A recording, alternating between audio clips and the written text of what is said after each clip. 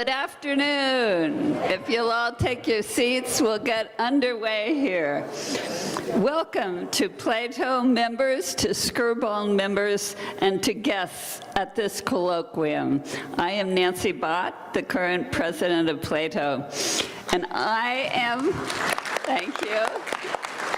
I'm wondering how many of you are not members of Plato? Oh, wow, that's marvelous. We are pleased to have you. We hope you'll pick up information outside. There's information on Plato. Consider joining Plato.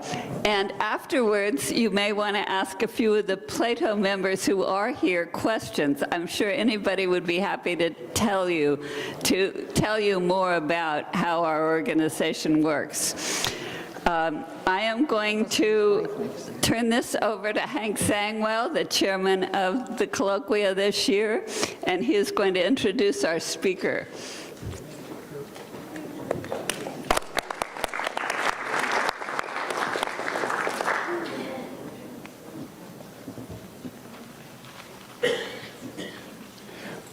Welcome to our colloquium. For those of you who have not been to our colloquiums before, I also welcome you, and I hope that you will be able to join us again at the other colloquiums that we'll be having.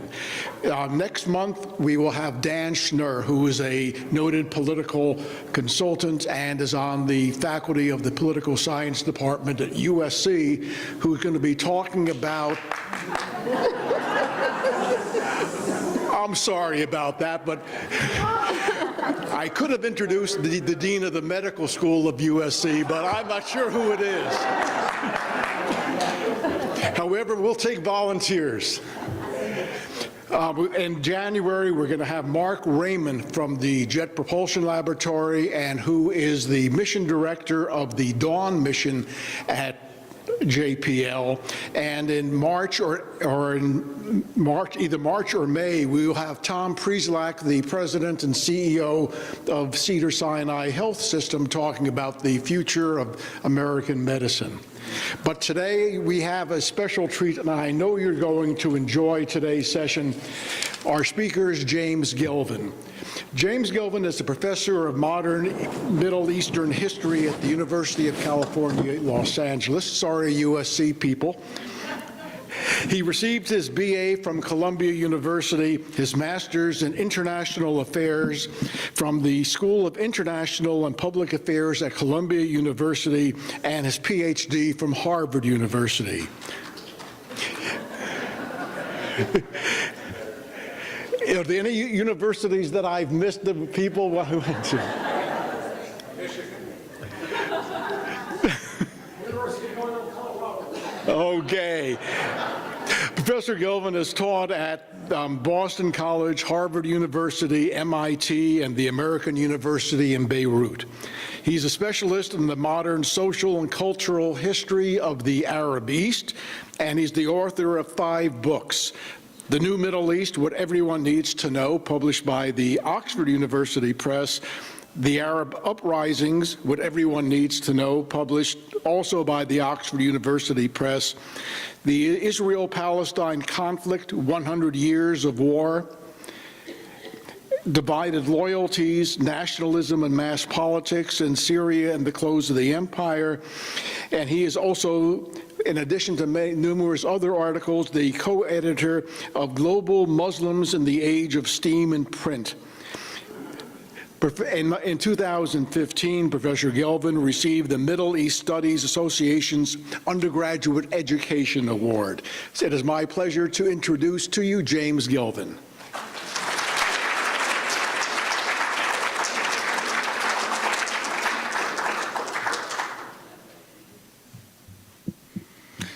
I want to thank Plato Society, I want to thank Hank, I want to thank everybody involved in setting this thing up.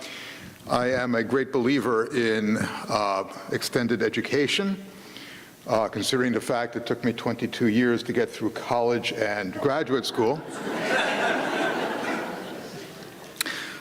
Today what I want to talk about is the New Middle East.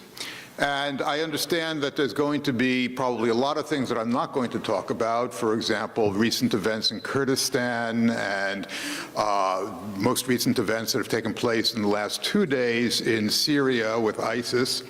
So I want to make sure that I leave time for Q&A, which I shall do.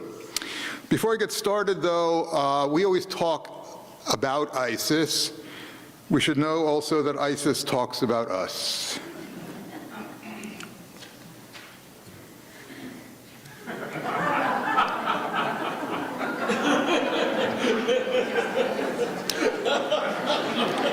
That, by the way, is an actual quotation.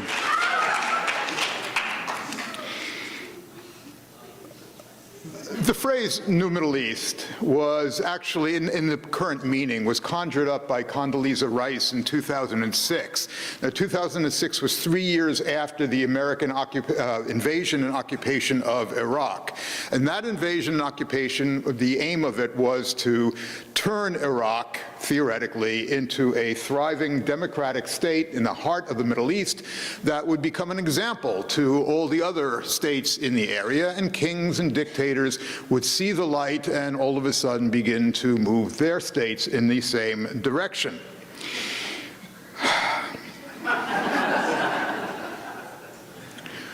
If you remember this picture, this was shortly after the invasion, and see the mission accomplished on the back of the picture. The reality, of course, was quite different from what the adventure was cooked up to be. The American invasion and occupation of Iraq left about 4,500 Americans dead, and it also left an estimated 1.5 million Iraqis dead. The American invasion created a weak, inefficient, and corrupt government in Iraq. It didn't even create a weak, inefficient, and corrupt democratic government in Iraq. According to the Democracy Index that's published every year by the Economist Intelligence Unit, Iraq is what they call a hybrid democracy, which is fundamentally a democracy that is in name only. As of 2017, they place it only 2 rankings above full-blown authoritarianism. Now, the invasion of Iraq left a big, fat geopolitical hole in the middle of the Middle East.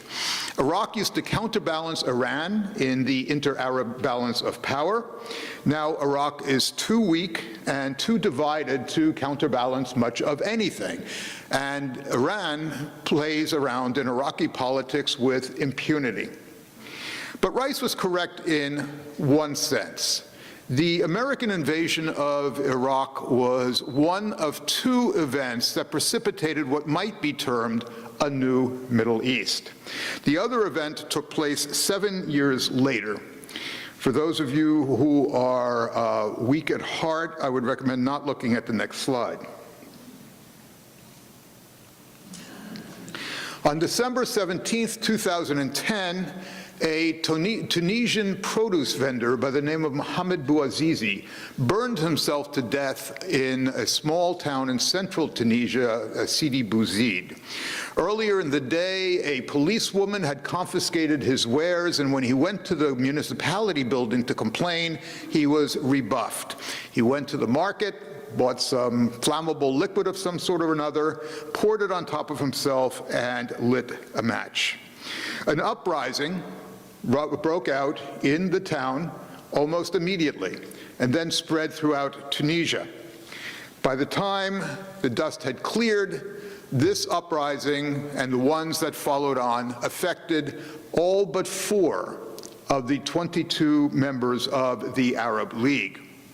Now, the fact that uprisings and protests would spread so widely and so quickly is a symptom of the loathing that many Arabs felt about their governments. It is also a testament to the global diffusion of norms of human rights, democratic rights, of economic and social justice that has taken place since the 1970s. It certainly, however, was not a testament to the efficacy of Operation Iraqi Freedom. Now, We all remember the crowds in Tahrir Square and other places chanting, peaceful, peaceful, or the people want the fall of the regime. We all remember how those crowds theoretically brought down a regime in a mere 18 days. We also remember how a movement that started in Tunisia then spread to Egypt, Libya, Morocco, Yemen, Bahrain, and even Saudi Arabia. This was to be the new Middle East. But then this turned into this. Now, I need my pointer for this, which I forgot, of course, to set up. Now, here are the results of what originally was called, and without irony, the Arab Spring. Let me see if I can get this to work.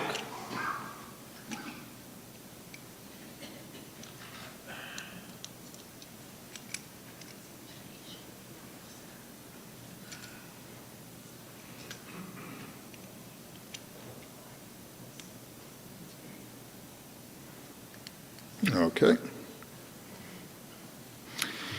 If you look at the map, this is the Arab world, and the events that took place in 2010, 2011.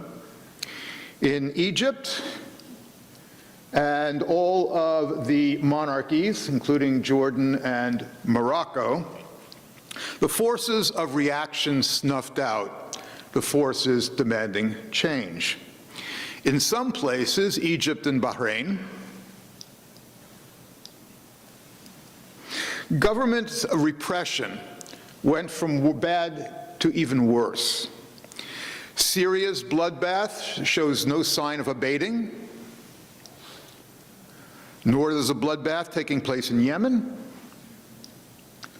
nor in Libya as well. In Syria, Libya, Yemen, Iraq, even Tunisia and the Sinai Peninsula of Egypt, the weakening of governance or the diversion of their attention elsewhere has led to the expansion of violent jihadi groups. In the most brutal war zones in Syria, Libya, Yemen, and Iraq, entire towns and cities have been laid waste. Over the last couple of days, I assume many of you have seen the pictures coming out of Raqqa in Syria. That is a result not just of occupation and by ISIS, but of bombing that's been going on of Raqqa in large measure by the United States and by Russia. And particularly in Syria and in Yemen, mass famine has been reintroduced into the region, actually as an accident of war or as a deliberate act of war itself.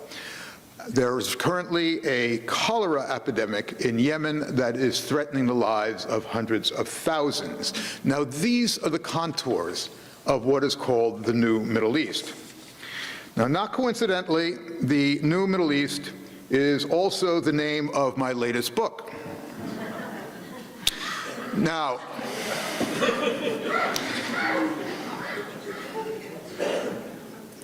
in it, I discuss the uprisings, Syria, ISIS, the relationship among the states in the region, the relationship of those states in the region with powers elsewhere, and human security, which we'll get to.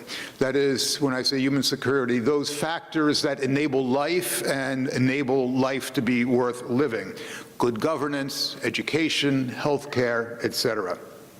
Today, what I want to do is to touch on Syria, ISIS, and the regional dynamics, political dynamics. I also will be touching on very briefly human security within the region. Therefore, my story is not going to be a happy one today. First, let's talk about Syria. The Syrian uprising began as part of the wave of uprisings in 2010, 2011. It was at the tail end of the uprisings. March 19th was when it broke out of 2011. It bears a closer resemblance to the uprising in Libya than it does most anywhere else, because it started off as scattered, spontaneous, and leaderless. And unlike the uprisings in Tunisia and in Egypt, the military did not stand down, as you well know. More broadly speaking, the Syrian uprising took on the tenor that it took on as a result of two factors. First, it was very early on militarized. The government began to treat it not as an internal security problem, but as a military problem, and began to deploy forces against opposition, including peaceful protesters. Those deserters from the army who had been protecting the protesters then moved out of the cities where they were in danger, regrouped in the countryside, and I'm willing to bet that there are people here who could name several of the military groups, of the armed groups in opposition to the Assad regime, but probably nobody can name the political wing of the opposition, which actually still does exist. So the regime very early on militarized the conflict. But that's not the only reason why it became so long and drawn out and bloody. Syria, more than any other of the uprisings, is a proxy war. In other words, whenever one side, the opposition, or the other, the government, is down in its luck, an outside power comes in to boost its capabilities. On the side of the government is Iran, Russia, and Hezbollah. On the side of the opposition are the European countries, the United States, Turkey, and Saudi Arabia. We could talk more about this during the Q&A. Now, beginning in about the spring of 2015, beginning in the beginning of 2015, the conflict between the opposition and the government was pretty much seesawing back and forth and stalemated. At the beginning of 2015, and by the spring of 2015, however, the ball was clearly in the opposition's court. This was mainly as a result of the opposition listening to the American and Saudi advisors and their efforts to coordinate activities among a variety of opposition groups.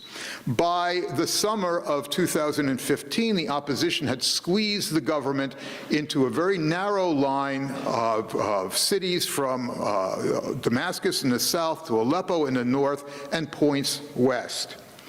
In the fall, however, of the same year, President Bashar al-Assad placed a call to Vladimir Putin asking for Russia to send help.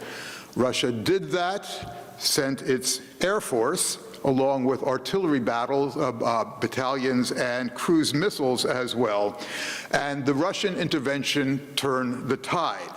The government right now has the upper hand. The opposition is on the ropes. So this is where we are now. Where is this heading? Well, Yogi Berra once said that predictions are difficult, particularly about the future. Was that good enough, Lan? Okay, there we go.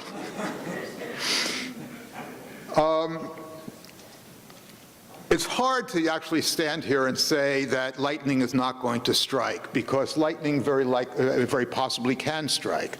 But from the way things look now, there are a number of possibilities that people have been broaching that we can say, these are probable and these are less probable. Along the less probable lines, for example, is a negotiated settlement. With the government winning, why would it sit down and negotiate with the opposition or with anybody else? Also unlikely is the breakup of Syria, which many people have been talking about as well, many pundits. Let's divide it among various religious groups. The problem with doing that, of course, is the fact that Syria has no compact minorities except for a small group in the southwest. Minority groups are spread throughout Syria, so there's no way of dividing it so that without unleashing an ethnic cleansing the likes of which hasn't seen. The other problem, of course, with dividing up Syria is that the international community doesn't want to see that. Syria is in a dangerous neighborhood, and nor do Syrians want to see that as well. Also off the table is total victory for one side or the other. It's not going to happen simply because this is a proxy war. So what is on the table? What is the possible future for Syria? Well, the Arab League and UN envoy, Lakhdar Brahimi, invented a word to describe what will probably happen in Syria. The word is Somalization. In other words, Syria will become like Somalia. It will have a government. It will have a permanent seat at the United Nations. It will stamp passports. It will print currency. It will send a team to the Olympics if it decides to do so. What it won't have is a government that will be able to rule over the entirety of the Syrian state. There'll be parts of the Syrian state that will be controlled by Kurds. There will be parts of the Syrian state that will be controlled by local militias in the opposition. And then, of course, there'll be areas that will be controlled by the state. Notice, by the way, that I didn't say there'll be parts of Syria that will be controlled by ISIS. By the end of this year, it's very unlikely that there will be any parts of Syria that will be controlled by ISIS. So that's probably what the future holds for Syria. So what is the cost? What are we seeing now? Well, people sort of like have an inkling of what has gone on in Syria. We have approximately 500,000 dead. We have approximately 2 million who have been injured. Close to half of the population is displaced, either externally or internally. More than 80% of Syrians live now below the poverty line. Unemployment is close to 58%. One-third of that, of those who are employed in the war economy, smugglers, suppliers, members of militias, et cetera, and life expectancy has fallen by 20 years. But graphically, we can show you exactly what is going on in Syria. This is Aleppo, 2010. This is Aleppo now. Okay? It's estimated that Syria has experienced $275 billion worth of economic losses and $180 billion worth of infrastructural damage. Who's going to pay for it? The Russians? It's unlikely that Syria will ever recover. Let's move on to, I told you this was not going to be a fun time. Let's move on to ISIS. ISIS is unique among the various jihadi groups that we've seen. It is nothing like the Taliban of Afghanistan. It is nothing like Al-Qaeda either. And two things make ISIS unique. The first is that ISIS has set out to take and control territory. It has tried to build a caliphate, which is a territory that's purified of non- or un-Islamic elements, territory that is run according to the dictates of Sharia law, sort of like Kansas.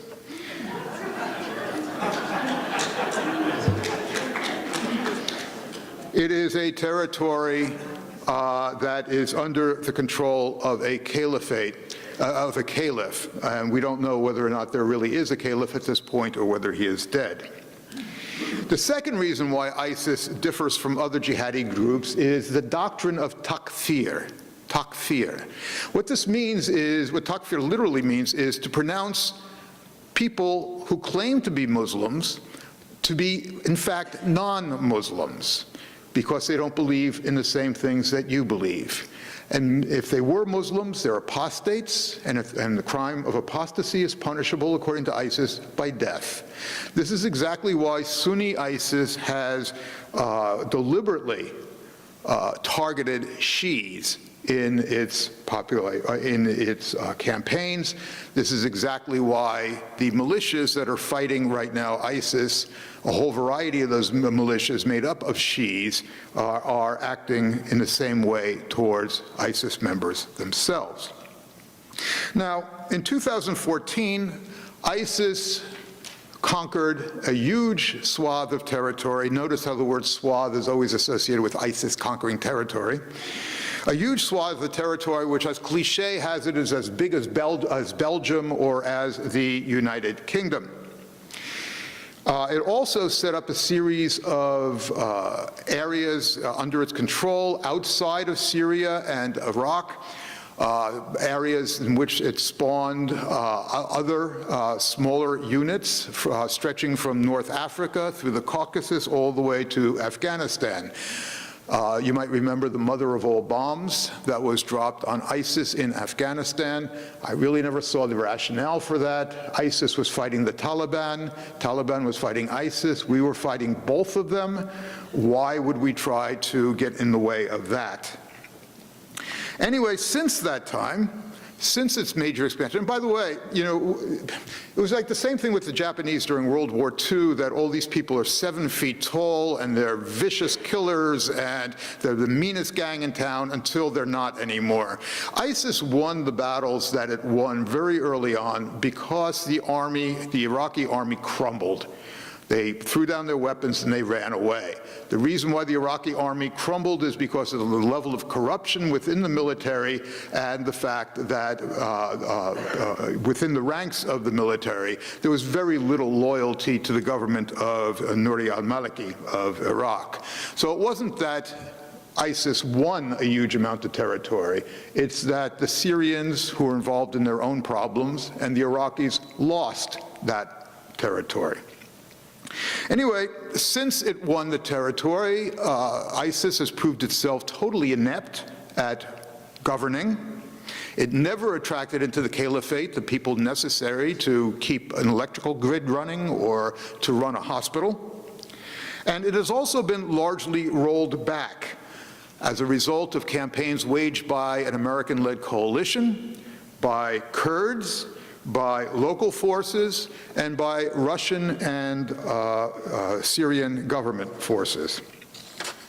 By the end of 2016, ISIS territory in Iraq had shrunk from 40% of Iraq to a little less than 10% of the country.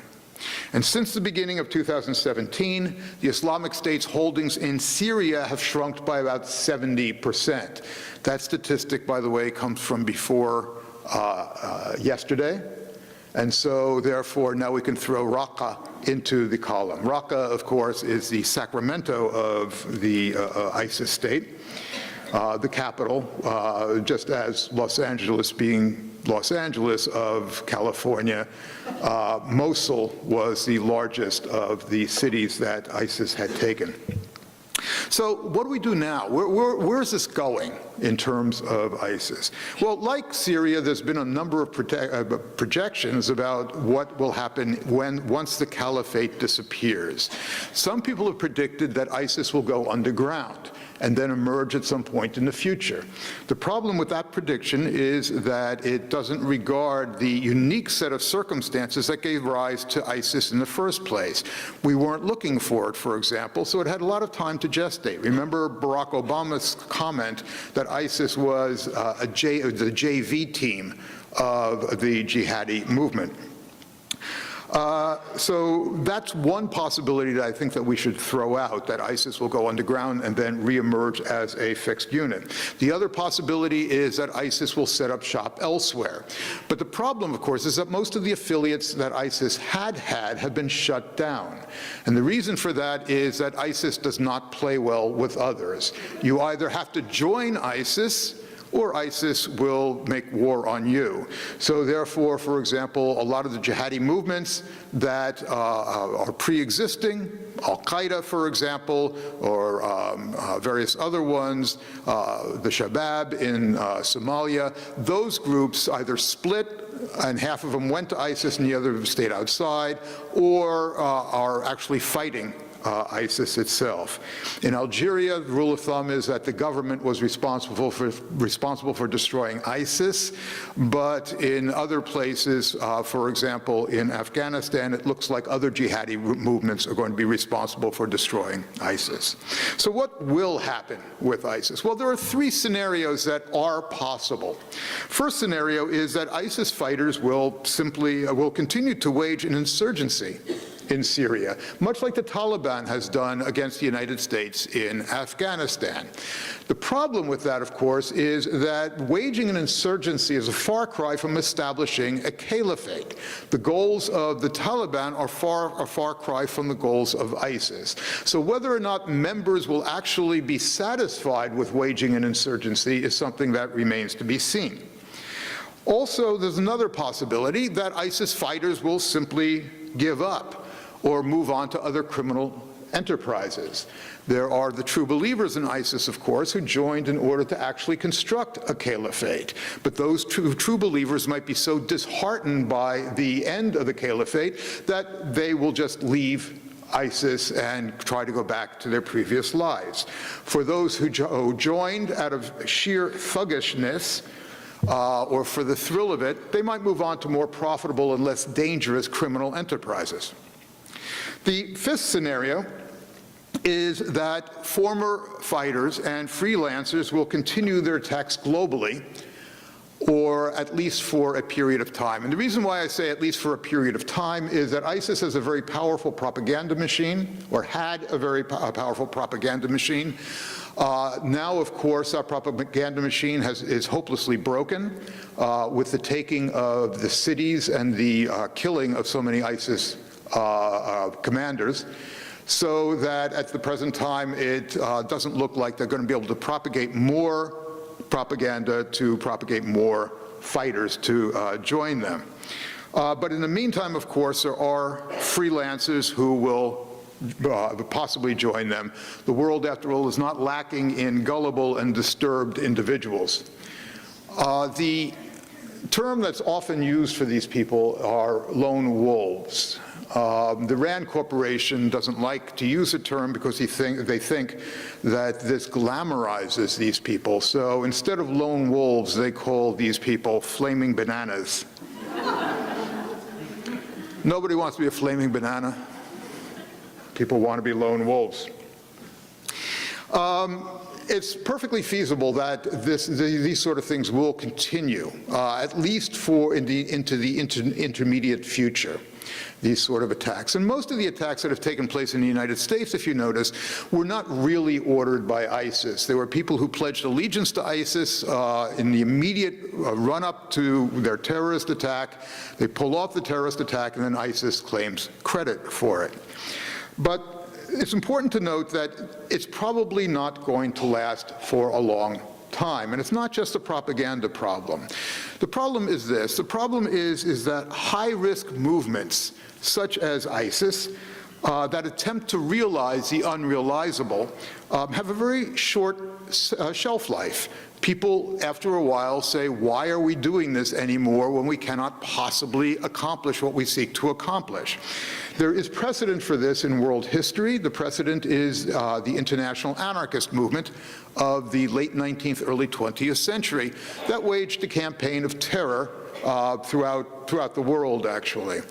The anarchist movement was eventually defeated, and the reason for that had to do with a variety of factors: better international policing, for example, or labor reforms that took a lot of wind out of the sails of anarchist movements. But probably most important in terms of anarchism was this idea that establishing a world in which there was no capitalism, a world in which there were no nation states, is an impossible dream.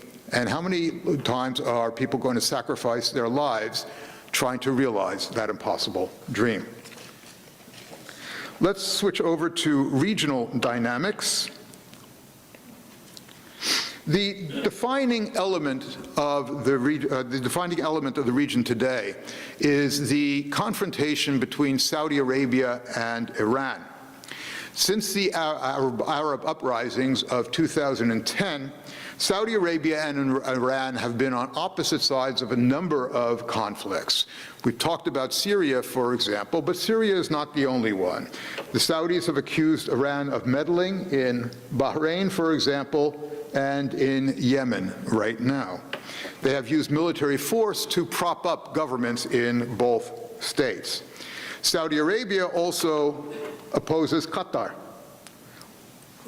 which the Saudis feel has been or let's put it another way, the Saudis don't particularly like the idea of Qatar's balancing act between the Saudi alliance, between the Gulf Cooperation Council on the one hand and Iran on the other.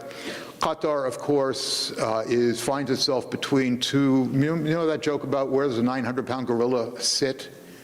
Anywhere it wants to. Saudi Arabia and Iran are 900-pound gorillas. There are about 31 million, we think. It's not public. 31 million Saudis. There's approximately 80 to 100 million Iranians. There are approximately 300,000 Qatari citizens. Obviously Qatar has to have a balancing act, balance itself between the two. Qatar actually operates, along with the Iranians, the world's largest underwater natural gas field in the Persian Gulf. And now they're wholly dependent upon the Iranians for their food supplies, since the Saudis have cut off the land route to Qatar. Now, this is the state of affairs as it now is, and it doesn't look as if there's going to be any relaxing of tensions, and we'll talk about that in a while. So Saudi Arabia and Iran find themselves, as I said, on opposite sides in a variety of confrontations. Now, why is that? Well, a lot of pundits talk about the difference between Shia Iran and Sunni Saudi Arabia. And the difference between, or the split between Sunnis and Shias took place in the year 632 over who was going to run the Islamic community after the death of Muhammad. The Sunnis had their ideas of who to do it, who would do it. The Shia, or those who would become Shias about 100 years later, had their ideas about who should do it. So there's this idea out there that Sunnis and Shias, it's baked in the DNA of Sunnis and Shias to oppose one another. The Middle East is probably the only region in the world in which religion is constantly, brought up as a motivating force for this, that, and the other thing. Fundamentally, if you look at history, Sunnis and Shias have lived in harmony far more often than they've lived in conflict. There have been long periods of time in which Shias and Sunnis had no problems living together. As a matter of fact, in Iraq before the American invasion, 30% of the marriages in Iraq were between Sunnis and Shias.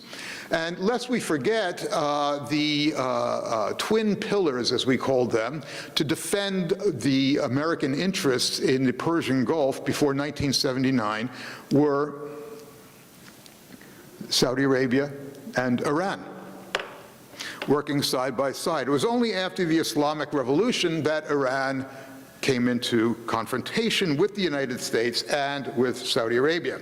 So, if Saudi Arabia's conflict with Iran and Iran's conflict with Saudi Arabia is not about religion, then what is it about? Well, simply summed up, it's about politics. Saudi Arabia and Iran have very, very different models of governance. They have different goals in the region, and they have different survival strategies. And this puts them at odds under the current configuration. Let's start off with Saudi Arabia. Saudi Arabia promotes submission to the dynasty, to the Saudi ruling house, the House of Saud, and adherence to the status quo abroad. The status quo has been very good to the Saudis. They want to see it continue. And of course, this is why Saudi Arabia has been a staunch ally of the biggest status quo power in the region, which of course is the United States. Saudi Arabia is also wary of Iran interfering in the internal affairs of Saudi Arabia. About 40% of Saudi territory, this area, all the way, this whole area here, is what's called the Eastern Province of Saudi Arabia. The Eastern Province is very heavily Shia, and so it's very heavily impoverished. There's been ongoing rebellion that's been taking place in the Eastern Province of Saudi Arabia. The Saudis suspected of acting as a fifth column for the Iranians, and just as a footnote, Eastern Province is where all the Saudi oil is. So the Saudis don't particularly want to see this disappear. Now, the profile of Iran is the polar opposite from the profile of Saudi Arabia. Iran was a staunch ally of the United States until the Islamic Revolution of 1979. Then it just flipped completely, 180 degrees change, and became an opponent of the United States. The newly established Islamic Republic of Iran viewed itself as a revolutionary power and initially tried to export that revolution elsewhere. In other words, it was anti-status quo. Now, they don't try to export it anymore in the same manner, but what they will do is to take advantage of cracks in the system, particularly the cracks that were brought about by the Arab uprisings. So the Saudis accuse the Iranians of causing the Bahraini rebellion, for example. The Bahraini rebellion was caused by the autocracy of the Bahraini government. Same thing in Yemen, where the Saudis have sought to impose a very unpopular fix to the uprising on the Yemeni population. Now, so why is Saudi Arabia so freaked out at the present time? I just published an article online called, in a thing called The Conversation, and you should take a look at that. It goes into more details, but Saudi Arabia has become completely freaked out, completely paranoid about Iran as a result of three processes. The first were the Arab uprisings of 2010, 2011. We've already talked about that, which threatened regimes that were friendly to Saudi Arabia and opened up those cracks that Iran might be able to take advantage of to expand its power in the region. The uprising also threatened to empower Muslim brotherhoods throughout the region. In Egypt, for example, there was a Muslim Brotherhood government after the uprising. In Tunisia, Ennahda, the party that won elections after the uprising, is a Muslim Brotherhood party as well. The Saudis hate the Muslim Brotherhood. And the reason why the Saudis hate the Muslim Brotherhood is that, according to Saudi Arabia, Muslims should sit down, shut up, and obey their rulers. Their religion and politics should not mix. For the Muslim Brotherhoods, on the other hand, politics and religion should mix, and religion and politics should be the process whereby we can actually bring religion into the public sphere. This is why Saudi Arabia opposes the Muslim Brotherhoods. Qatar, by the way, has a very different survival strategy. They view the viewed during the uprisings the Muslim Brotherhoods as a wave of the future, and they could either sink underneath that wave or ride the wave, to extend a really poor metaphor. And so what they decided to do is ride the wave by supporting Muslim Brotherhood governments, which meant, of course, that Saudi Arabia opposed them even the more. So the first problem that the Saudis have been having recently has to do with the Arab uprisings, and the second problem is this gentleman, Obama, and Obama's Middle East policy. Well, which, by the way, I happen to be a fan of. I mean, it was executed extraordinarily poorly. But his attitude was the following. His attitude was that the world of the future is going to be determined in East Asia and the Pacific Rim. That there's nothing but trouble coming out of the Middle East. It's conflict-prone, and it's economically stagnant. So therefore, what we should do is pivot from the Middle East, where we were heavily involved under George W. Bush, pivot away from the Middle East towards East Asia. And the way that you're going to do that is by either getting rid of the conflicts in the region or tamping down the conflicts within the region. This is why Obama, for example, wanted to get troops out of Iraq and Afghanistan. This is why Obama wanted to resolve the Israel Palestine conflict by bringing about some form of negotiated two-state solution. This is why Obama signed on to the P5+1 nuclear deal with Iran. The idea was to tamp down the conflicts in the region so the United States could turn its attention elsewhere. Now, Obama's strategy made America's traditional partners in the region, Israel and Saudi Arabia, extremely nervous. They feared that the United States was abandoning them. The Saudis found, in particular, Obama's comments irksome. The most important of those was that Saudi Arabia is going to have to learn to share the neighborhood with Iran. They found that horrifying. So that's the second source of Saudi paranoia. The third source of Saudi paranoia is the collapse of oil prices. From June of 2014 through April of 2016, oil prices dropped 70%. No. Saudi Arabia is dependent for approximately 92% of its income, government income, from oil. And it has already had to cut back a number of programs, benefits to its population. That could be explained as just another austerity measure and so on and so forth, but the Saudis look at it a bit differently.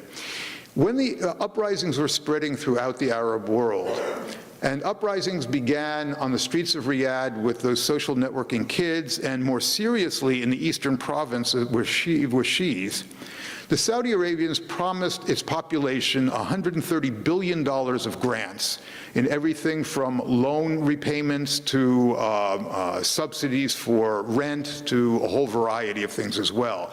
In other words, the Saudis are very dependent upon their ability to pay off their population, to keep them quiescent, and so the drop in oil prices threatens to do that as well. Saudi Arabia has recently published something called Vision 2030, whereby the Saudis say that they will wean themselves from oil by 2030, that they will have a free market economy by 2030, that they will have a knowledge-based economy by 2030.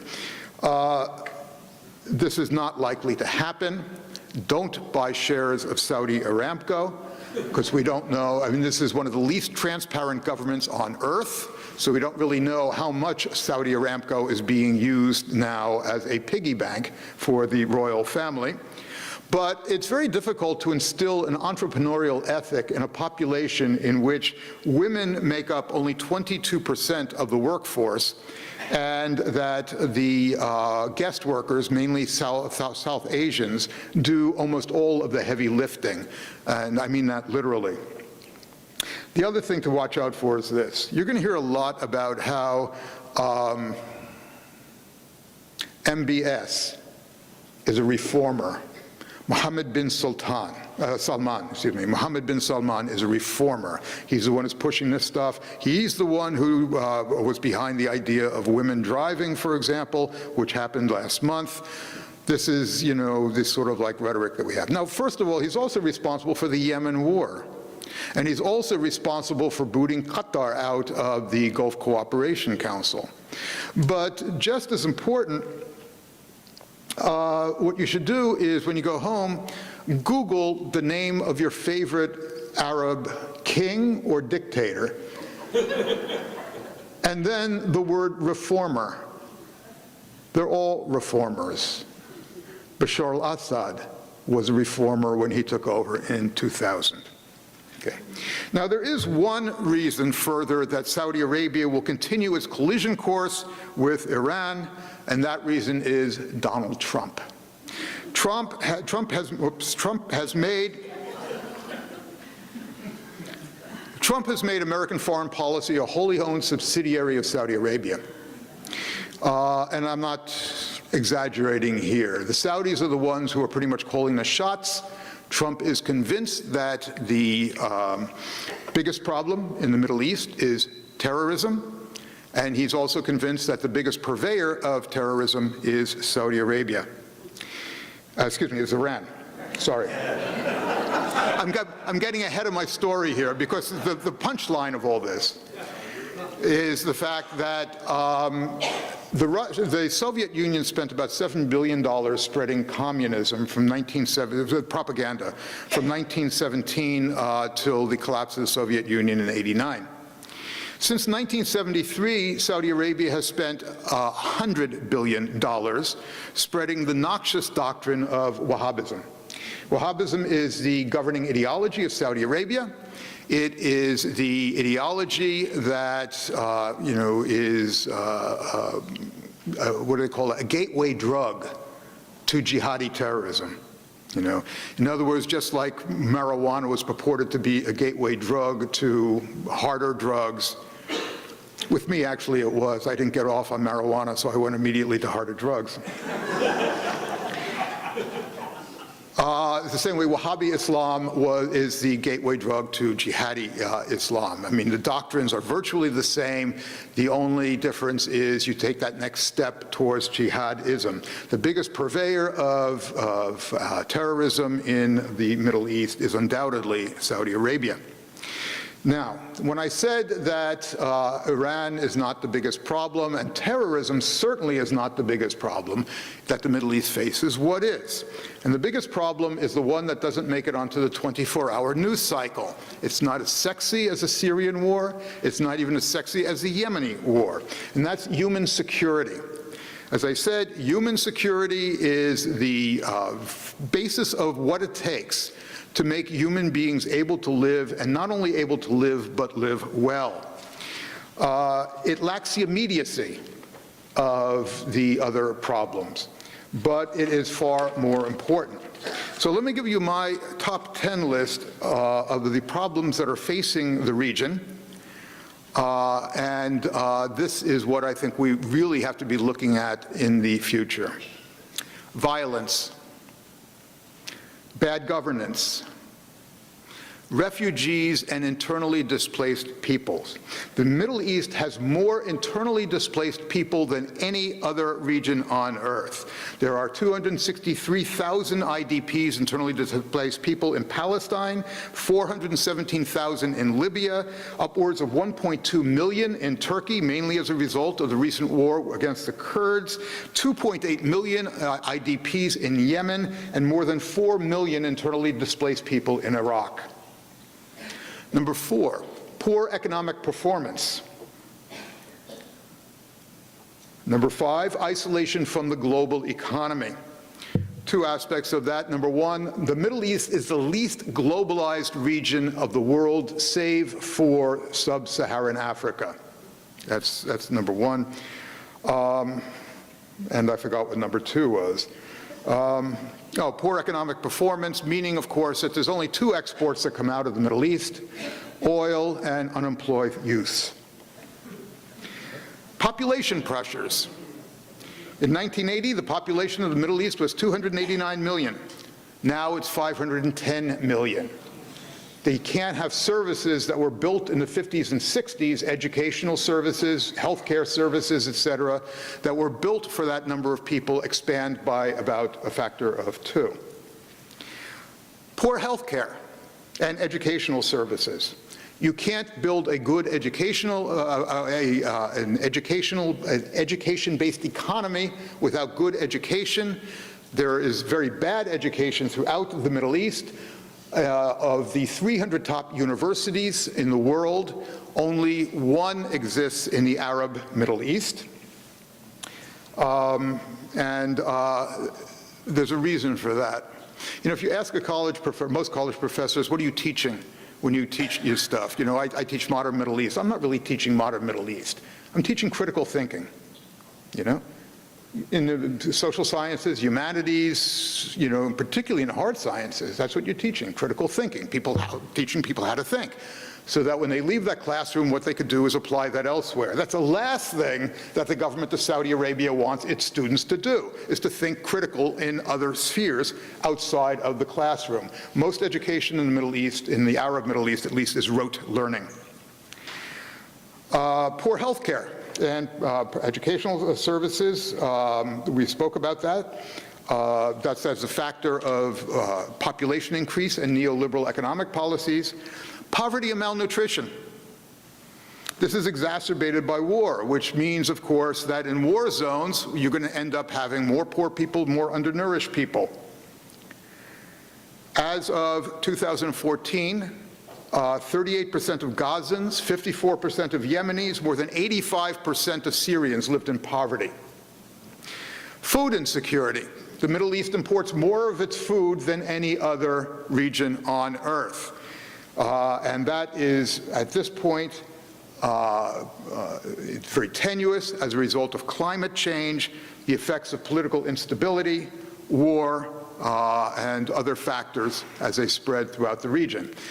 90% of Egyptian wheat comes from Russia. Russia took its wheat off the market in 2010 because of wildfires that spread throughout Russia, and the drought that also accompanied that actually set off the wildfires as well. As global warming gets worse, we'll see things in the Middle East are going to get worse. This is in terms of food. But to continue the list, point number 9, status of women. If you ask development economists what the most critical issue is in international development, they would say the status of women, whether women participate in the workforce or not. The Middle East is the worst region on earth to be a woman. Women's workforce participation is about 25% overall in the region. It is the second lowest rate has the second lowest rate of female literacy in the world. Only sub-Saharan Africa is worse. You know, if the Middle East had a slogan, you know, the Arab League should get together, you know, a slogan, you know, of the Arab League should be, "Thank God for sub-Saharan Africa." Every year, the World Economic Forum does a gender gap report. As of 2015, the Arab world, the highest ranking country in the Arab world was Kuwait, which out of 145 countries ranked 117. That was the best in the Arab world. The worst came in dead last. It was Yemen. Finally, climate change, lack of water resources, and environmental degradation. Now, last summer, temperatures in Kuwait rose to 129.2 degrees, the highest temperatures on Earth outside of Death Valley. This came about as a result of, again, climate change. There are areas of the Middle East, Doha and Qatar and Abu Dhabi in the United Emirates, which will reach a felt temperature of 170 degrees within the next 5 years or so. A felt temperature is a mathematical formula that scientists have come up with which combines humidity along with temperature, okay? 170 degrees, it is the temperature at which human habitation is impossible. That's going to happen in at least 2 places in the Middle East. Finally, the effects of rising ocean waters. There are 43 important cities in the Middle East that are built on coastal areas. Scientists estimated that a 0.5 meter rise in sea levels will displace about 2 million citizens of Alexandria, Egypt alone. Think about Casablanca, think about Bandar Abbas, think about all the other cities, Beirut, that are on the oceans, and you'll see what the problems are. So on that happy note,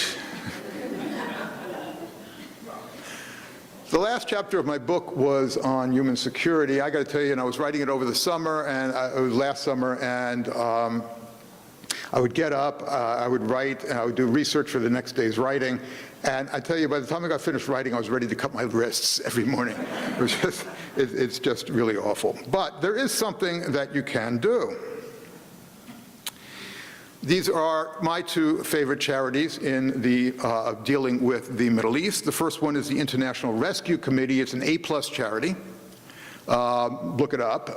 It is doing God's work with Syrian refugees. By the way, this thing about Syrian refugees, we don't know who they are.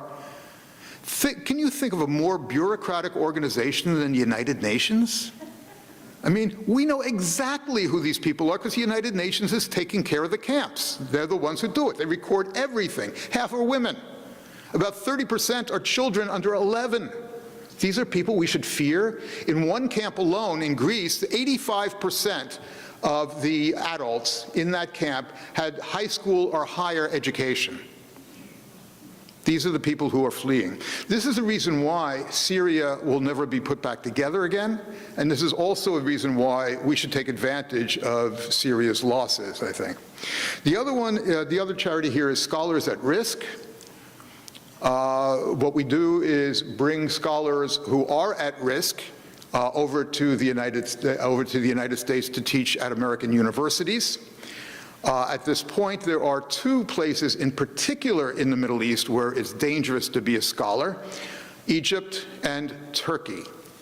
And what we're trying to do, UCLA, a division of UCLA, will match the funds that people give in order to bring Middle Eastern scholars to the United States. So this is good for us and absolutely essential for people who are going to, or who are facing at this point, prison and worse in the region itself. So rather than leave you on a down note, let's say there are things that can be done.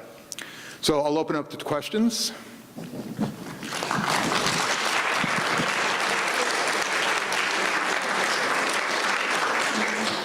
We have a microphone that's being passed around, I guess? Yeah. Okay. You've talked a lot about the problems, Iran and Saudi Arabia, et cetera, but I'm not clear on what your thinking is about what the U.S. foreign policy should be in relationship to the Middle East. What should we be doing? What should we not be doing? And how do we interact with the Russians, because we do have a lot of common interests as well? Right. I think one of the problems that we've been having is that we tend to exaggerate the common interests. We want to get rid of ISIS, they want to get rid of ISIS, let's work together to get rid of ISIS. It doesn't work that way. And the Russians have more important interests than ISIS anyway. ISIS is particularly bothersome to the West, and so the Russians don't really care all that much about it. And the military campaign that the Russians launched in Syria was only recently against ISIS. First, it was against the opposition and not ISIS at all. In terms of American foreign policy, it's what like Colin Powell said, that was the Pottery Barn rule: you break it, you own it. Well, we certainly haven't taken responsibility for all the mischief that we've done, and it's not even since 2003. It goes all the way back. I mean, the Kurds who just ran their referendum in Iraq, for example, we betrayed them badly twice. In 1975 and 1992, we sold them down the river. The fact that they'll even talk to us anymore, I'm sure they don't trust us at all. Look at the Palestinians, for example, the same sort of issues. Or, for example, the fact that in spite of what the Saudis say, we didn't throw Mubarak under a bus in 2011. The Egyptian people threw Mubarak under a bus. We supported Mubarak's hand-picked vice president to take Mubarak's place, and then the guy after that, who was, from the military, we also supported, not the people in Tahrir Square. We've been on the wrong side of every single one of the uprisings, except for possibly Syria and Libya. Okay? And American planes right now are flying support for this horrific genocidal campaign that the Saudis have launched in Yemen. So, what can Americans do? What can the United States government do? I really don't know at this point. But the one thing that we shouldn't be doing, I don't think, is, well, number one, throw good blood and treasure after bad in the region. And number two, the policy that we seem to have right now is not really a policy. It's the, Trump's policy is fundamentally to be un-Obama. Okay? The policy that Trump has towards the Middle East at the present time is to look at what Obama did and then do the opposite. I am not exaggerating on that. Obama walked away from the red line. Syria, Trump, in spite of his promises of America first, went right through that line and bombed Syria. Obama distanced himself from Saudi Arabia and had a rocky relationship with Netanyahu and Israel. So what's the first trip that Trump takes? To Riyadh and to Israel. Obama was responsible for pushing through the P5+1, the nuclear deal with Iran, which at the present time the United States is going to violate.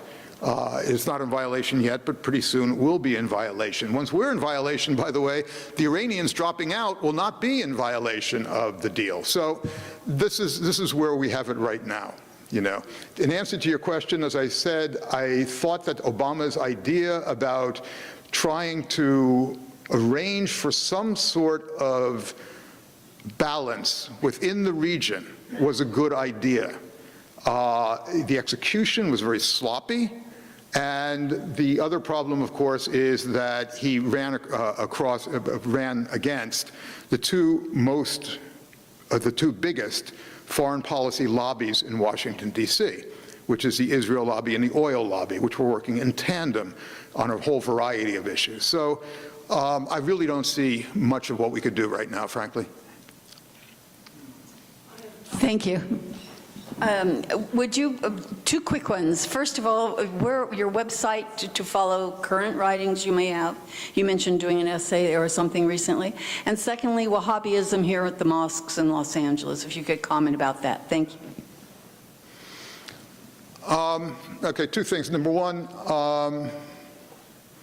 most of my stuff is on two sites, one called History News Network, and the other one called The Conversation. Google them and then Google my name and you'll see this stuff. One went up today, as a matter of fact. Right before this talk, I approved the final article for it. I don't know about Wahhabism being in American mosques, being in Los Angeles mosques. What I do know is that there's something very interesting occurring. I mean, a lot of you have heard the term American Catholicism. You know, that there is a unique doctrinal blend that Americans have of their Catholicism. I'm an American Catholic. I believe in abortion rights. I believe in divorce. I believe in contraception, a whole variety of things. And so this is a doctrine, something of itself, that a majority of American Catholics also believe in abortion. So they sort of like let that slough off their shoulders, and they do Mass anyway. There's something developing in the United States which is really cool, which is called American Islam. And this is what you get when you're a country of immigrants, and you're a country of immigrants from a very, very broad spectrum of places. For example, Sunni places, as you know, such as Pakistan or Turkey, as well as Shi'i places. These people have to share facilities because there's not enough of each community to have their own separate facilities. You have a whole variety of movements that are in the United States. You have, for example, South Asian Islam, which tends to be very, very different from the polar opposite of Wahhabi Islamic. And these things are very syncretic.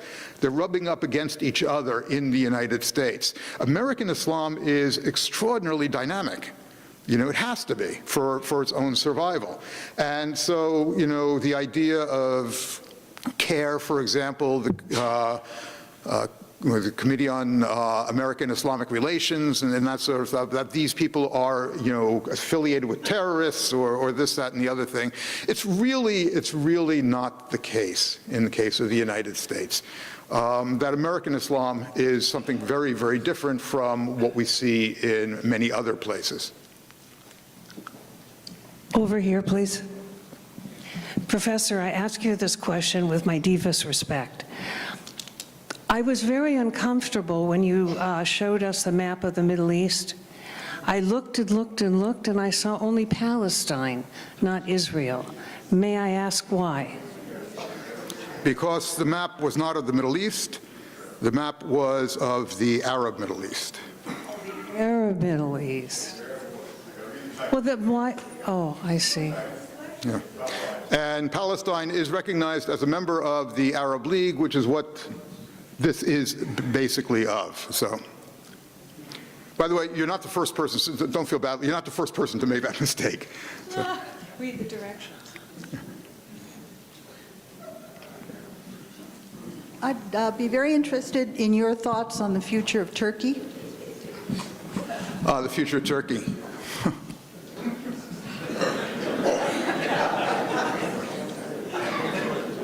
I was talking at lunch to some of the members of Plato Society, and, we were talking about a friend of mine or a former student of mine, who went back to Istanbul, got a job at a private university. They have a couple of them actually in Turkey, and was called out for her views.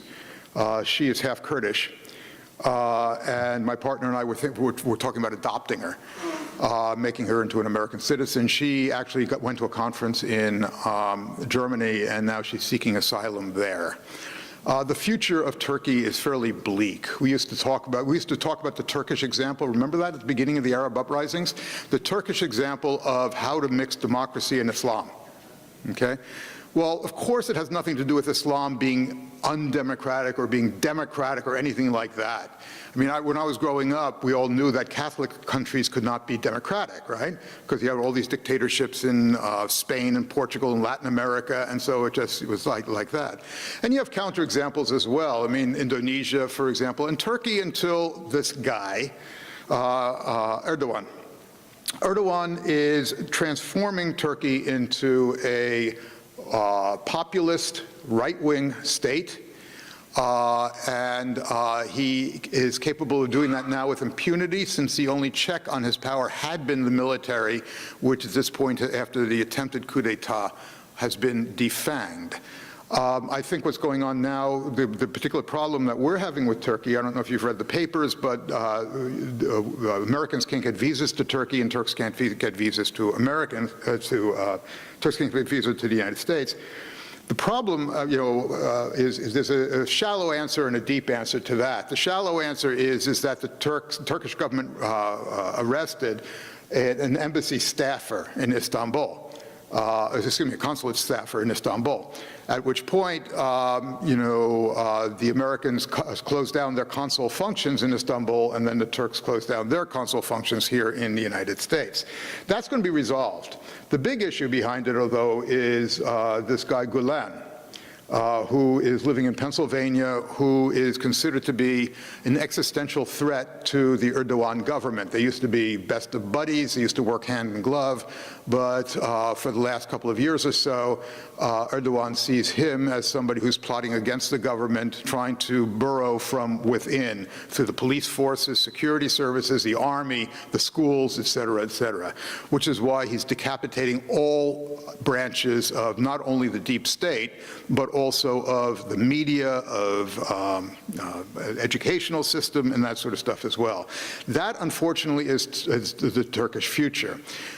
The biggest problem that Turkey now is confronting is the Kurdish question. They've been at war with the Kurds now for several years. There was an attempt to reach some sort of peace agreement very early on in Erdogan's tenure. This has now reached a proportion that I think Americans would be shocked at. When you go to Turkey as a tourist, you go to Istanbul, maybe go as far as Cappadocia.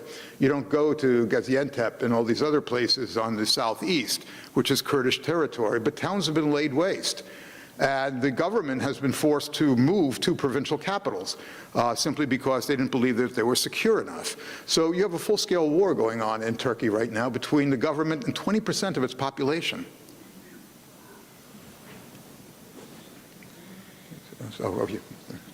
Hello. Professor, in view of the fact that the Iran agreement is a clear path, one way or another, to an atomic bomb. And in view of the fact that they, and I don't know if this is true or not, but I've heard that they put on the tips of their missiles, death to Israel, and that Israel's a very small place, would probably take 1 or 2 atomic bombs to probably eliminate the whole country. What do you feel is the future of Israelis in view of the fact that it looks like Iran's going to have an atomic bomb sooner or later? Well, I think the agreement is the only way to avoid waking up one morning and finding North Korea in the Middle East. That fundamentally there are safeguards within the deal that make it virtually impossible for Iran to build a nuclear weapon, what they call breakout time, between, let's say, they want to build it now and when can you actually build it. The IAEA, from which I get my information, the International Atomic Energy Administration, they claim that the breakout time is about a year now, which is plenty of warning to deal with the problem then. We had no breakout, we had no warning with the North Korean stuff, and then all of a sudden they get a hydrogen bomb as well as an atomic bomb. The other thing I think that you have to understand, and there's a couple of other things that I think are important. Number one, you know, Iran is not the first country in the Middle East to have a nuclear weapon. Israel was the first country in the world, in the Middle East, to have a nuclear weapon. And Iran is a real place. I mean, it's not a tribe with a flag, as they always say about places in the Middle East. It is a society that's a fairly integrated society. It's got government functions. It's got, you know, all sorts of deep state aspects and so on and so forth. I think it's about as probable that the Iranians are going to launch a strike on Israel, knowing full well that they are going to be met with an atomic strike on Iran, as it is for the, well, maybe it's more of a chance of the Israelis before the Iranians doing something like that to try to knock out Iranian nuclear capabilities. They're not crazy, okay? Think of it this way. Even ISIS, when it tried to build a state, did not build a state of some sort of utopian fantasy. It built a regular state. It was a badly run state, there's no doubt about that. They didn't have the capability of doing it, but it had a functional administration, for example. It had media outlets. It had all sorts of things that modern states do, okay? Iran is not controlled by, you know, madmen. Iran is run by people who want to be able to maintain their position in the government and also want to maintain Iran as a functioning state. So, you know, I think it's easy for me to be a bit cavalier, or easier for me than for an Israeli to be cavalier. But there's something else that's in the mix here as well, which is a prime minister of Israel who is virtually under indictment at the present time on multiple charges of corruption, you know? And so, well, I mean, that's got an upside and a downside. I mean, one of the downsides being that he ain't going to be replaced by, you know, somebody from the Labor Party. You know, so, but, you know, the thing is this, the thing is that a lot of Israeli policy right now, whether it's towards the settlements or towards Iran, is being run out of this idea that it's one step away from, you know, the prime minister is one step away from prison, and he depends upon the settler lobby and the extreme right within Israeli politics. And so a lot of this stuff about how, this is a pleasure talking to people like you. I was at the Jonathan Club. For those of you who don't know, the Jonathan Club is, you know, let's just say I don't think I'll be invited back. One of the questions said, Henry Kissinger, Elliot Abrams, and who was the former UN ambassador under George W. Bush? Bolton, John Bolton, all came out against the nuclear deal. Why are you saying it's a good deal? And I said, it's because Henry Kissinger, John Bolton, and Elliot Abrams all came out in favor of, against the nuclear deal, you know. That's the reason I'm not going to be invited back, among others. I don't know, okay, sir. Given our shift back towards supporting Saudi Arabia, and given the social changes that are going on and the declining oil prices, what are your expectations about the viability of the House of Saud? I'm sorry. Of the House of Saud continuing to be able to manage the situation? Well, there's two things that are constants in Saudi policy. Number one, predictions that the House of Saud is going to fail, and number two, the idea that Saudi Arabia is going to become a neoliberal paradise with free markets and that sort of stuff. I don't know, in terms of Saudi Arabia, the stability of the House of Saud. I do tend to think that, you know, they have reasons for their paranoia in the low price of oil. I also believe that they have a certain capability to assure that the ruling family is going to be the strongest player within Saudi Arabia. I'm not at all worried about Saudi Arabia. The problem, of course, would be is that those social networking kids on the street of Riyadh are not going to be the ones who would take over Saudi Arabia if the House of Saud falls. That's what the problem actually is.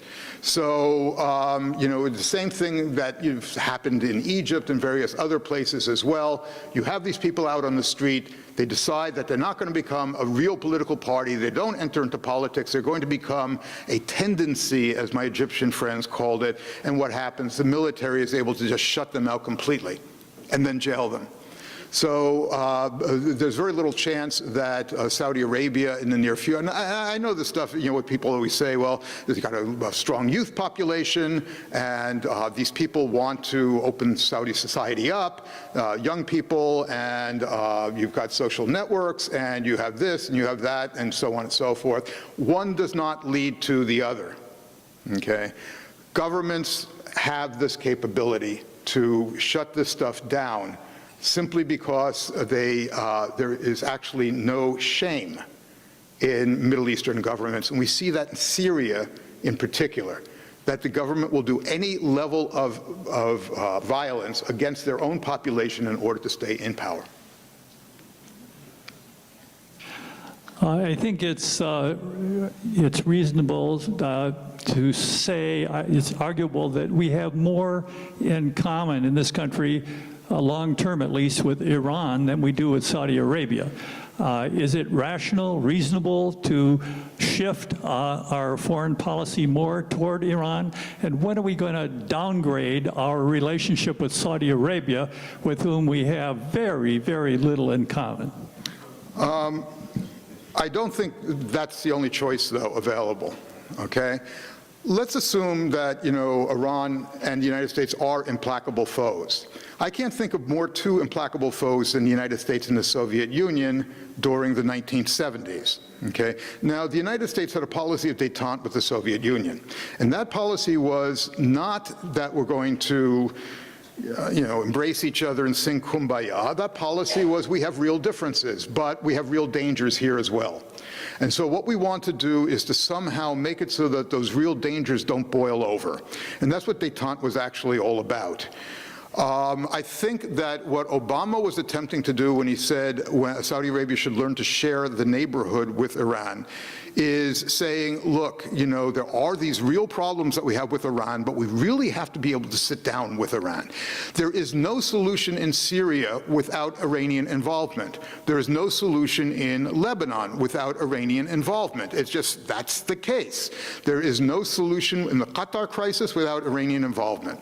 And so therefore, you know, the idea of shutting or trying to shut them out, which is what the United States tried to do in these various negotiations in Geneva until the last set of negotiations, in which the United States okayed Iranian participation.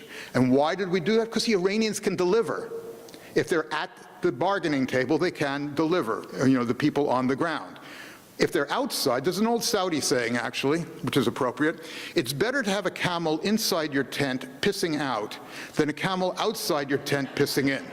Okay? It's better to have the Iranians inside your tent pissing out than outside pissing in. Make them a stakeholder, you know?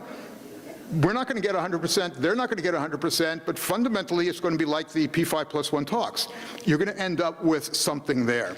It's an interesting sidelight, by the way, was that in the vetting of terrorist organizations took place in Jordan by the Jordanians and by the Saudis for who should be allowed into the Syrian talks. So every country got to suggest terrorist organizations that they didn't want there. For example, the Al-Qaeda affiliate in Syria, of course, was not, everybody said they shouldn't be allowed and, in negotiations, and obviously ISIS. So the terrorist, Germany, and now she's seeking asylum there. The future of Turkey is fairly bleak. We used to talk about the Turkish example. Remember that at the beginning of the Arab uprisings? The Turkish example of how to mix democracy and Islam. Okay? Well, of course it has nothing to do with Islam being undemocratic or being democratic or anything like that. I mean, when I was growing up, we all knew that Catholic countries could not be democratic, right? Because you have all these dictatorships in Spain and Portugal and Latin America, and so it was like that. And you have counterexamples as well. I mean, Indonesia, for example, and Turkey until this guy, Erdogan. Erdogan is transforming Turkey into a populist right-wing state, and he is capable of doing that now with impunity, since the only check on his power had been the military, which at this point, after the attempted coup d'etat, has been defanged. I think what's going on now, the particular problem that we're having with Turkey, I don't know if you've read the papers, but Americans can't get visas to Turkey and Turks can't get visas to Americans, Turks can't get visas to the United States. The problem, is there's a shallow answer and a deep answer to that. The shallow answer is that the Turkish government arrested an embassy staffer in Istanbul. A consulate staffer in Istanbul, at which point, the Americans closed down their consul functions in Istanbul, and then the Turks closed down their consul functions here in the United States. That's going to be resolved. The big issue behind it, although, is this guy Gelvin, who is living in Pennsylvania, who is considered to be an existential threat to the Erdogan government. They used to be best of buddies, they used to work hand in glove, but for the last couple of years or so, Erdogan sees him as somebody who's plotting against the government, trying to burrow from within through the police forces, security services, the army, the schools, et cetera, which is why he's decapitating all branches of not only the deep state, but also of the media, of educational system, and that sort of stuff as well. That, unfortunately, is the Turkish future. The biggest problem that Turkey now is confronting is the Kurdish question. They've been at war with the Kurds now for several years. There was an attempt to reach some sort of peace agreement very early on in Erdogan's tenure. This has now reached a proportion that I think Americans would be shocked at. When you go to Turkey as a tourist, you go to Istanbul, maybe go as far as Cappadocia. You don't go to Gaziantep and all these other places on the southeast, which is Kurdish territory, but towns have been laid waste. And the government has been forced to move to provincial capitals simply because they didn't believe that they were secure enough. So you have a full-scale war going on in Turkey right now between the government and 20% of its population.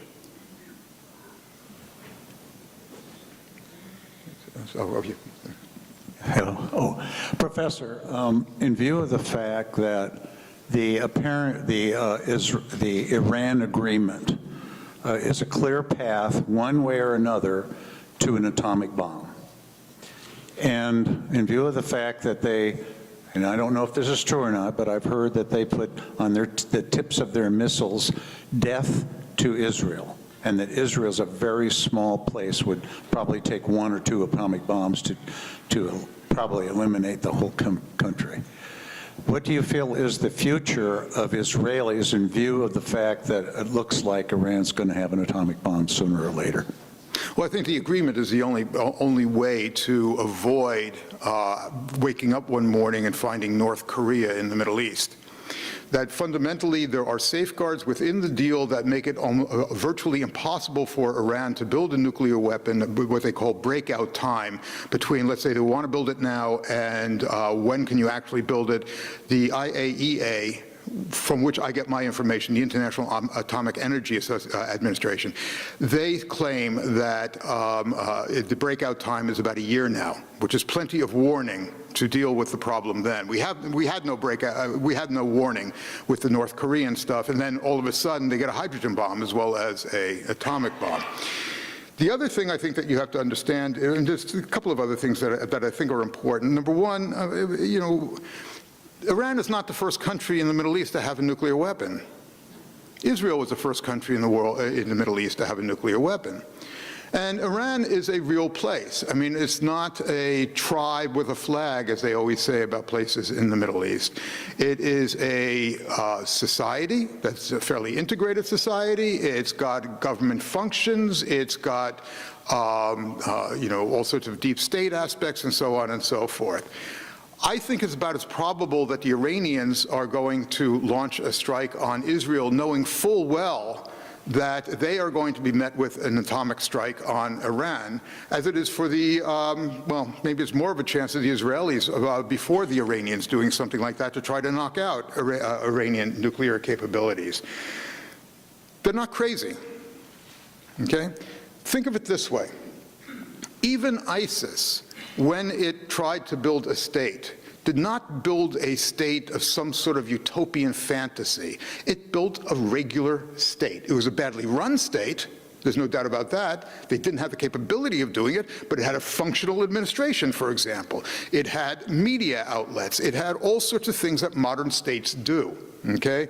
Iran is not controlled by, madmen.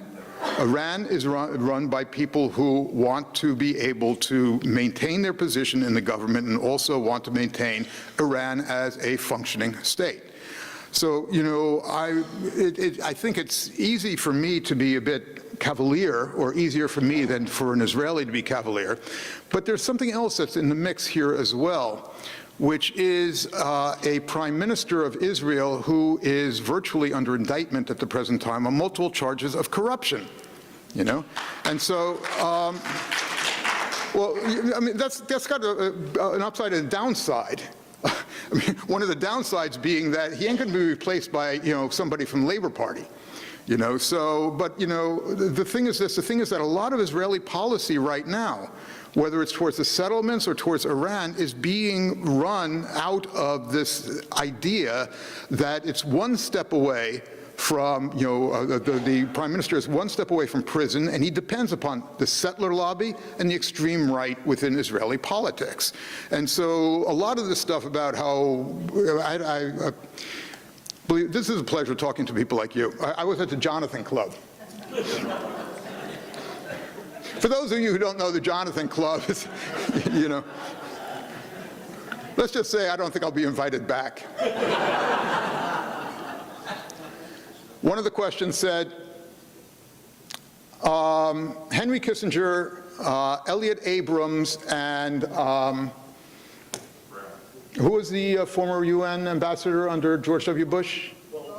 Bolton, John Bolton, all came out against the nuclear deal. Why are you saying it's a good deal? And I said, it's because Henry Kissinger, John Bolton, and Elliot Abrams all came out in favor of, against the nuclear deal,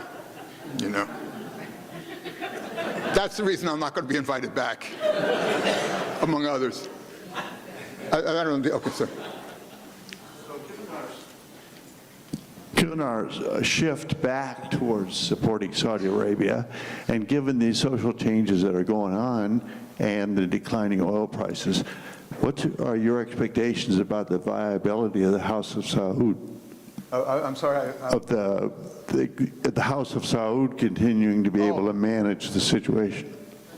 Well, there's two things that are constants in Saudi policy. Number one, predictions that the House of Saud is going to fail, and number two, the idea that Saudi Arabia is going to become a neoliberal paradise with free markets and that sort of stuff. I don't know, in terms of Saudi Arabia, the stability of the House of Saud. I do tend to think that, they have reasons for their paranoia in the low price of oil. I also believe that they have a certain capability to assure that the ruling family is going to be the strongest player within Saudi Arabia. I'm not at all worried about Saudi Arabia. The problem, of course, would be is that those social networking kids on the street of Riyadh are not going to be the ones who would take over Saudi Arabia if the House of Saud falls. That's what the problem actually is. So, the same thing that happened in Egypt and various other places as well. You have these people out on the street. They decide that they're not going to become a real political party. They don't enter into politics. They're going to become a tendency, as my Egyptian friends called it. And what happens? The military is able to just shut them out completely and then jail them. So there's very little chance that Saudi Arabia in the near future, and I know this stuff, what people always say, well, they've got a strong youth population, and these people want to open Saudi society up, young people, and you've got social networks, and you have this, and you have that, and so on and so forth. One does not lead to the other, okay? Governments have this capability to shut this stuff down simply because there is actually no shame in Middle Eastern governments. And we see that in Syria in particular, that the government will do any level of violence against their own population in order to stay in power. I think it's reasonable to say, it's arguable that we have more in common in this country, long-term at least, with Iran than we do with Saudi Arabia. Is it rational, reasonable to shift our foreign policy more toward Iran? And when are we going to downgrade our relationship with Saudi Arabia, with whom we have very, very little in common? I don't think that's the only choice, though, available, okay? Let's assume that, Iran and the United States are implacable foes. I can't think of two implacable foes than the United States and the Soviet Union during the 1970s, okay? Now, the United States had a policy of détente with the Soviet Union, and that policy was not that we're going to embrace each other and sing kumbaya. That policy was we have real differences, but we have real dangers here as well. And so what we want to do is to somehow make it so that those real dangers don't boil over. And that's what détente was actually all about. I think that what Obama was attempting to do when he said Saudi Arabia should learn to share the neighborhood with Iran is saying, look, there are these real problems that we have with Iran, but we really have to be able to sit down with Iran. There is no solution in Syria without Iranian involvement. There is no solution in Lebanon without Iranian involvement. It's just, that's the case. There is no solution in the Qatar crisis without Iranian involvement. And so therefore, the idea of shutting or trying to shut them out, which is what the United States tried to do in these various negotiations in Geneva until the last set of negotiations, in which the United States okayed Iranian participation. And why did we do that? Because the Iranians can deliver. If they're at the bargaining table, they can deliver, the people on the ground. If they're outside, there's an old Saudi saying, actually, which is appropriate, it's better to have a camel inside your tent pissing out than a camel outside your tent pissing in, okay? It's better to have the Iranians inside your tent pissing out than outside pissing in. Make them a stakeholder, We're not going to get 100%, they're not going to get 100%, but fundamentally it's going to be like the P5+1 talks. You're going to end up with something there. It's an interesting sidelight, by the way, was that in the vetting of terrorist organizations took place in Jordan by the Jordanians and by the Saudis for who should be allowed into the Syrian talks. So every country got to suggest terrorist organizations that they didn't want there. For example, the Al-Qaeda affiliate in Syria, of course, was not, everybody said they shouldn't be allowed and in negotiations, and obviously ISIS.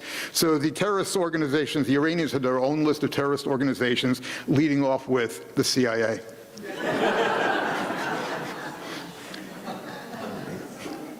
This is a follow-on to that, the very same question. We've fought battles now in Afghanistan against the Taliban and in Iraq against Saddam Hussein, two of the greatest enemies of Iran. Why aren't we closer with Iran? I mean, we fought their battles for them. And why are we continuing to fight with them? They seem to be more natural allies than, for example, Saudi Arabia or anybody else. Well, Iran does do awful stuff, okay?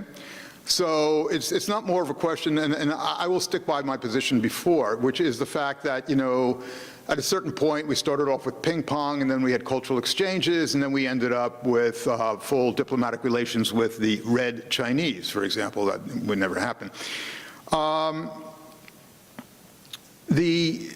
I think we have to move slowly with Iran for a number of reasons, one of which is that they do some nasty stuff, and to cite or to quote Donald Trump, so do we, in the Middle East, that there is a strong feeling in the United States that this is who our enemy is, which is fed, of course, by the two foreign policy lobbies that, you know, I stated before. And we don't have a president at this point who's willing to say, you know, I'll shake your hand if you unclench your fist. You know, we have a president right now who is making policy on the basis of what he doesn't like his predecessor doing. So I think, to be realistic, first of all, nothing's going to happen now because American policy really is under the thumb of Saudi Arabia. All you have to have is a little guilt, G-I-L-T, you know, in your palaces and stuff like that, and Donald Trump feels at home. So you have that, which is, you know, a real problem. I mean, the problem of where American policy is being decided and what the strategic basis of that policy is. I find the strategic basis of the Obama policy to be actually something I could get on board with. I find the idea of Middle Eastern policy reduced to terrorism and the fight against terrorism to be something that is absurdly wrong and absurdly wrong-headed. So, you know, at this point, I think we have to fight certain battles that we can win, perhaps, and one of those battles is at least to get the United States to do no harm, as opposed to trying to get the United States to do anything good.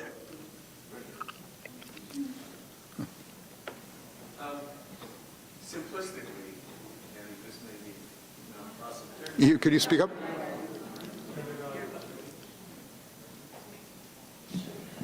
Simplistically, and this may be not possible, as we see ISIS being pushed down in both Iraq and Jordan, and we see the Kurdish situation continuing to fester, how do you see the history of the Middle East in the next decade or so, pressure-wise, countries coming apart or coming together? Yeah. And our position in all of this with the Russians? Yeah, 2015 marked the 100th anniversary of something called the Sykes-Picot Agreement. Maybe some of you have read about that. It was an agreement between the British and the French to divide up the Middle East. And people were saying, look, they did this, it was awful, you know, these diplomats sitting around in Versailles, you know, decided exactly what the boundaries were going to be and this, that, and the other thing. First of all, if you think that far-off diplomats deciding countries' borders is a bad thing, you know, you're objecting to Belgium,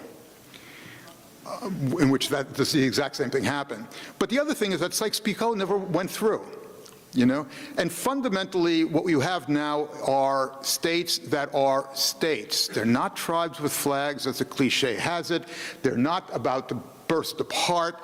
The ubiquitous symbol that was held by demonstrators throughout the Arab world during the uprisings and during protests, ubiquitous symbols, was the national flag. Okay, they are part of a nation, and you know, if you have Syrian or Lebanese friends, you know, just sort of like say, like I understand you're an Iraqi, and they'll hit the roof or something along those lines. Ask your Lebanese friends, you know, whether or not they're Syrian or not. There's a very strong national identity. This comes through 70 years of state building, 70 years of an internal market. This comes through dialects and popular culture. That, you know, the only country that is sort of ubiquitous in terms of popular culture is Egypt, you know, with its soap operas and its film industry. Syria's got its own film industry. Iraq's got its own film industry, and so on and so forth. So we're dealing with real countries here. Now, specifically, the Kurdish issue and, what was the other issue? Sorry? ISIS. Oh, ISIS. The Kurdish issue, I think, is the one we should get to because of the recent vote. I mean, there's a couple of things that you should think about with the Kurds. Number one, the fact is that the Kurds are split, and they're split in numerous ways. They're split not only nationally in terms of Kurds in Syria, Kurds in Iraq, Kurds in Iran, Kurds in Turkey, but they're split in other ways as well. For example, what do they want? Do they want integration into Turkey? Many do. You know, do they want a independent Kurdish state in Iraq or from Iraq that's run by Masoud Barzani? Many don't. Okay. Do they want, you know, some sort of autonomy or something along those lines? Many want autonomy, many don't want autonomy. We don't have a united Kurdish population in this.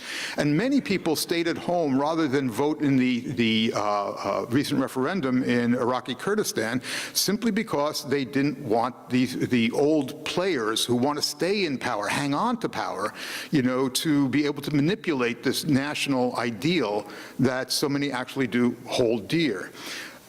There's one other reason why Syria will survive, Iraq will survive, Kurdistan will not become an issue, which is the fact that nobody wants there to be a Kurdistan among the important players.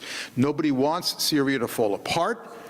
I mean, look where Syria is. I mean, the Turks don't want it to fall apart. The Israelis certainly don't want it to fall apart, so that you end up having, you know, jihadis on the Golan Heights.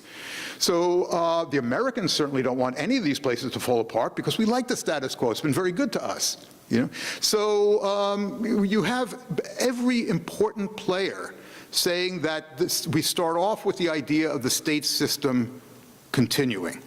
Okay?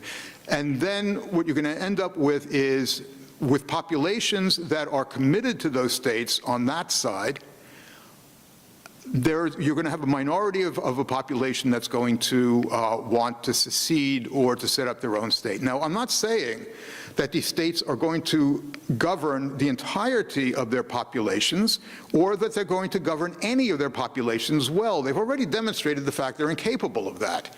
But what I am saying is that this fiction of a nation state will remain in the Middle East, in Iraq, in Turkey, in Syria, etc. Thank you very much. You asked the question.